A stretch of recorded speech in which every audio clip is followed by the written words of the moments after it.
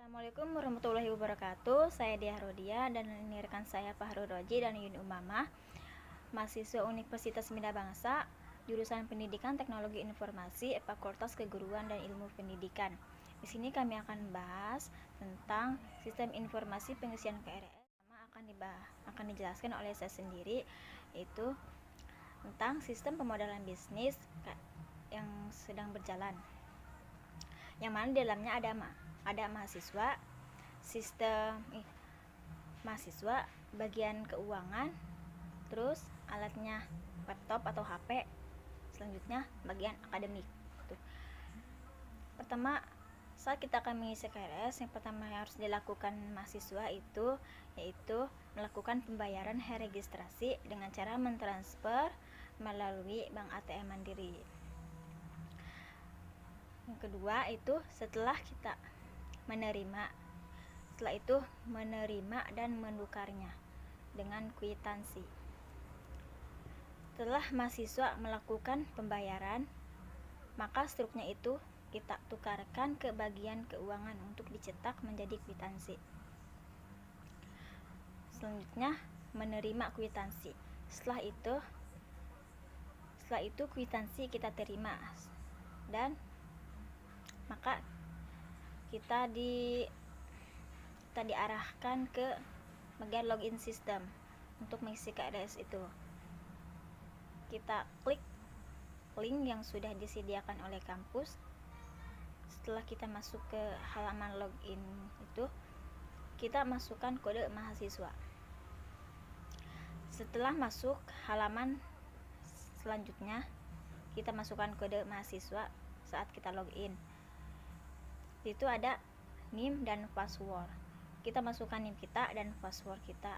NIM kita berapa, kita masukkan di bagian kolom NIM, dan kita masukkan password. Contohnya kita akan masukkan password 1234. Nah, kita isikan di bagian kolom password.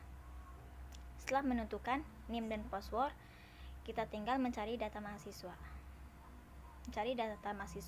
Di situ ada pilihan akademik, lalu klik KRS. Nah, pertama yang akan muncul itu halaman yang akan muncul nanti ada pilihan kelas dan reguler dan semester. Kan kalau kita kelas malam berarti kita pilih kelas B dan reguler 3, terus semesternya kalau saat ini semester 4 kita klikkan pilih semester 4. Selanjutnya menampilkan daftar mata kuliah mahasiswa pada suatu semester. Di sini ada halaman pilihan mata kuliah, daftar mata kuliah, lalu menentukan pilihan mata kuliah.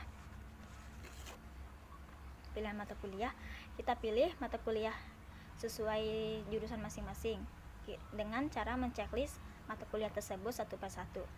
Setelah kita memilih mata kuliah, kita tinggal menunggu konfirmasi dari dosen, atau biasa kalau di KRS itu tulisannya kita menunggu persetujuan dari dosen. Setelah persetujuan dosen berhasil atau terkonfirmasi, melakukan penyimpanan data. Nah, setelah itu kita simpan data KRS tersebut, lalu kita cetak atau print mata kuliah yang akan menjadi KRS. Menukarkan kertas mata kuliah. Setelah KRS di print, maka kita tinggal menukarkan KRS itu ke bagian akademik. Kita tukarkan ke bagian akademik KRS yang sudah kita print, lalu melakukan pencetakan KRS asli. Setelah itu bagian akademik akan memproses pencetakan KRS mahasiswa untuk menjadi KST. Selanjutnya memanggil mahasiswa. Kita tinggal menunggu panggilan antrian. Setelah bagian staf akademik memanggil mahasiswa untuk mengambil KRS, kita ambil KRS asli itu. Menerima KRS asli. Setelah itu kita tinggal menerima KST itu. Tahu mahasiswa sudah menerima KST yang sudah jadi. Selanjutnya ada bagian aktor yang akan saya jelaskan juga. aktor atau seorang yang menjadi pelaksana dalam sistem pemodelan bisnis seperti sistem pengisian KRS yang meliputi: pertama, ada mahasiswa yang berperan dalam pengisian KRS. Kedua, bagian keuangan yang berperan dalam transaksi pembayaran, administrasi dan pengisian KRS. Terus yang ketiga, ada bagian akademik yang berperan sebagai pengelola data pencetakan KST. Selanjutnya, materi yang kedua akan dijelaskan oleh rekan saya, yaitu Pak Harudin. Oke, selanjutnya yaitu use case. Use case merupakan aliran aktivitas yang menyediakan fungsi bagi para aktor bisnis. Adapun use case pada sistem pengisian KRS yaitu: 1. Mahasiswa. Mahasiswa melakukan transaksi pembayaran melalui Bank Mandiri. Setelah itu menukarkan struk pembayaran di bagian keuangan. Kemudian login ke Smart System dan melakukan pengisian KRS. Setelah itu menukarkan KRS dengan KST. Yang kedua, bagian keuangan. Bagian keuangan tugasnya menerima transaksi dan memberikan kwitansi sebagai tanda lunas. Yang ketiga, bagian akademik, yang tugasnya menyimpan data KRS dan mencetak KST.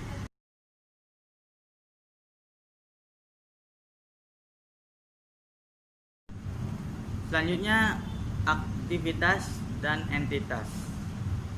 Jadi